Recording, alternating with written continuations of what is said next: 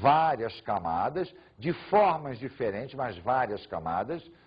A camada conjuntiva, para poder aderir ao sistema, para poder nutrir as células. Porém, essas células, ora se apresentam dessa forma, ora elas se apresentam com um aspecto mais prismático, ora elas apresentam com um aspecto mais cuboide, não importa. Elas estão se modificando para suportar a ação erosiva do meio. Por isso, é um epitélio de transição.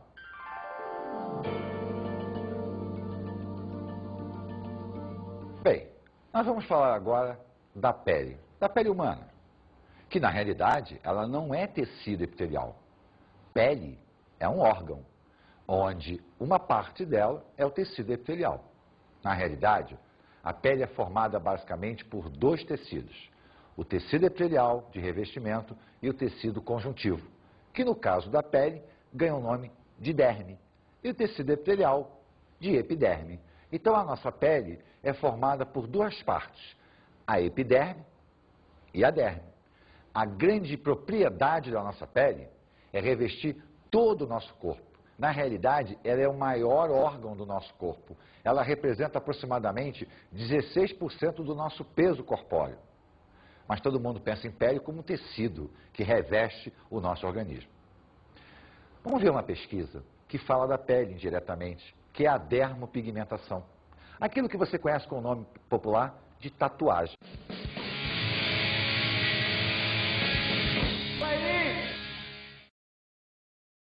Você sabe me dizer o que é uma dermopigmentação? Não sei, brother. Não sabe, cara? Não sei. Olhe pro seu braço, sua perna. Tatu?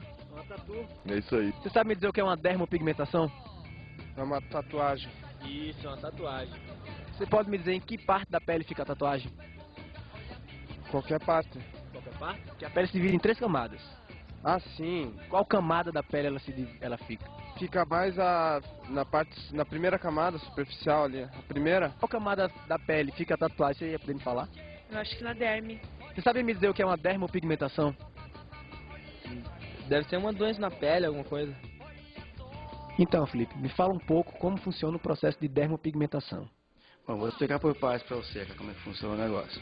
Tatuagem é na hora de traçar, né, cara, ela pega até uns 2 milímetros, tá? É para traço grosso, tem traço fino que vai menos, é para realismo, né? Traço como essa sua, que é uma tatuagem oriental, né, ela pode pegar até uns 2 milímetros, até um pouquinho mais.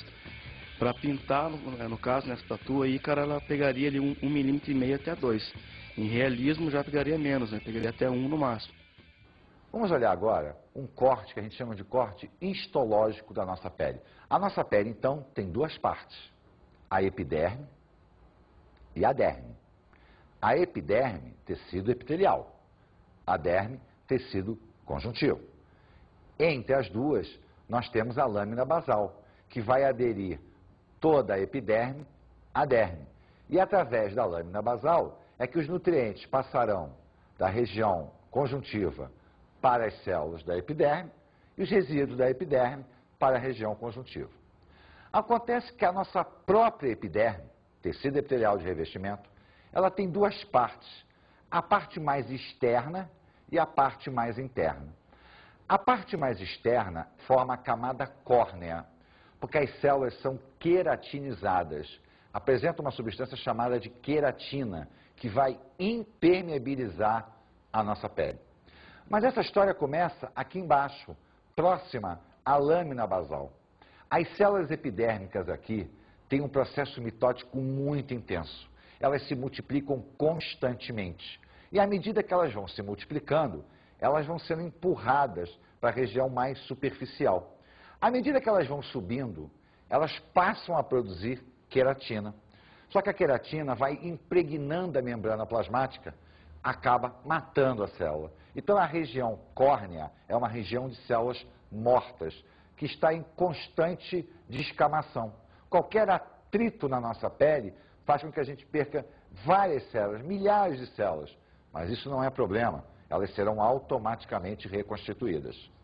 Dependendo da pressão externa exercida nesta região, a camada córnea pode ser maior ou menor. Se nós considerarmos, por exemplo, a sola dos pés, a camada córnea se torna maior, justamente porque o atrito desenvolvido é muito mais intenso. O calo, por exemplo, o que é o calo? É uma pressão da área externa que faz com que a camada córnea seja aumentada. Com isso, ela se torna maior e, obviamente, exerce uma pressão maior na região interna, provocando, às vezes, dor. Então, a nossa epiderme tem uma camada de células vivas, bem ativas, e uma camada de células mortas, que é a camada córnea. Na região mais baixa, existe um grupamento celular chamado de melanócitos. Os melanócitos produzem uma proteína denominada de melanina, que é o que vai dar a pigmentação da nossa pele. A melanina vai escurecer ou vai clarear, dependendo da sua concentração nesta região da célula aqui. Só que a produção maior ou menor de melanina sofre a influência da radiação solar. Por quê? Porque, na realidade, ela vai ter uma grande importância para proteger toda essa região interna da radiação ultravioleta. Então, quando o Sol incide nas regiões mais externas da nossa pele, a radiação atravessa, estimula os melanócitos a aumentarem a produção de melanina, e inclusive escurecer um pouco mais a melanina, e elas vão sendo levadas para as camadas mais superficiais. Com isso, formam uma região protetora contra a radiação ultravioleta.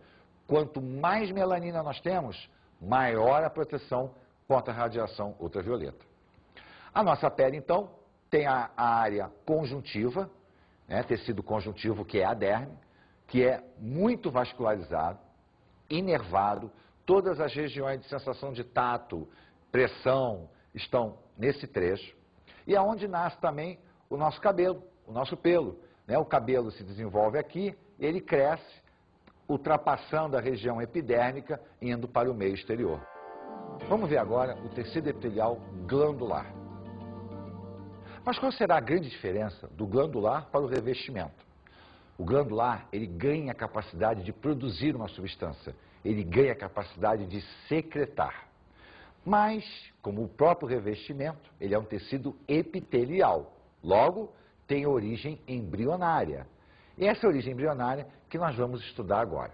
O tecido glandular, ele começa por um processo de invaginação. Então eu tenho aqui, ó, o ectoderma, e as células começam a crescer para dentro. Este processo denomina-se invaginação.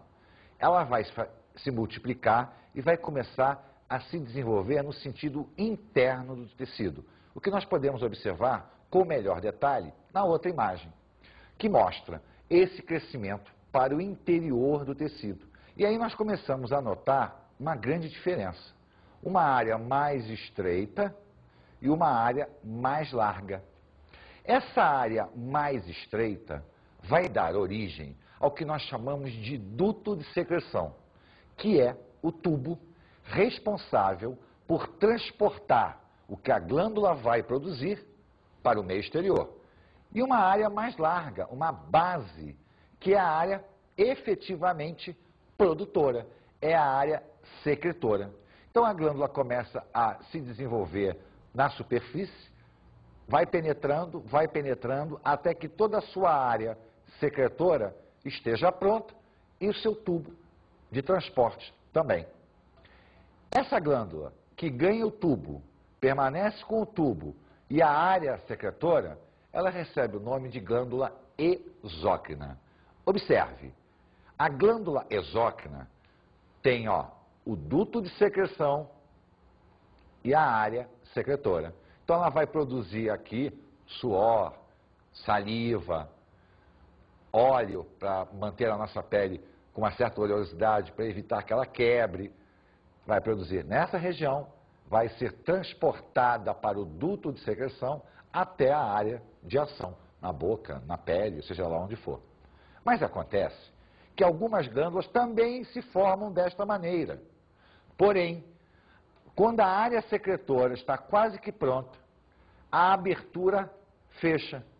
As células se multiplicam, fecham esse trecho e essa região do tubo de secreção é reabsorvida, ela desaparece. No lugar dela, uma grande vascularização será criada em volta da área secretora. A esta glândula nós chamamos de glândula endócrina. A glândula endócrina, então, repare, ela perdeu o duto de secreção. Ela fica apenas com a área secretora e uma grande vascularização. Por quê? Porque o produto dela será lançado diretamente na corrente sanguínea. E todo produto de uma glândula endócrina ganha o nome de hormônio. Então, tanto a glândula endócrina quanto a glândula exócrina têm o princípio de formação igualzinho. Nasce do mecanismo de invaginação epidérmica. Entra. Se o tubo permanece, ela é uma glândula exócrina. Se o tubo desaparece, ela é uma glândula endócrina. As glândulas podem ser unicelulares. Por exemplo, as glândulas chamadas de caliciformes, que são as glândulas existentes na traqueia, no intestino, são secretoras de muco. O muco que trabalha no nosso sistema respiratório, o muco desenvolvido a nível intestinal. Se elas forem multicelulares, é porque o conjunto é mais complexo. E aí, as multicelulares podem ser classificadas, inicialmente, pela presença ou não do duto de secreção. Se elas têm o duto de secreção, elas são denominadas de glândulas exócrinas. Lançam o seu produto através desse duto, ou para fora do organismo, ou, por exemplo, para o tubo digestório. Por exemplo, as glândulas salivares, as glândulas sudoríparas, as glândulas sebáceas.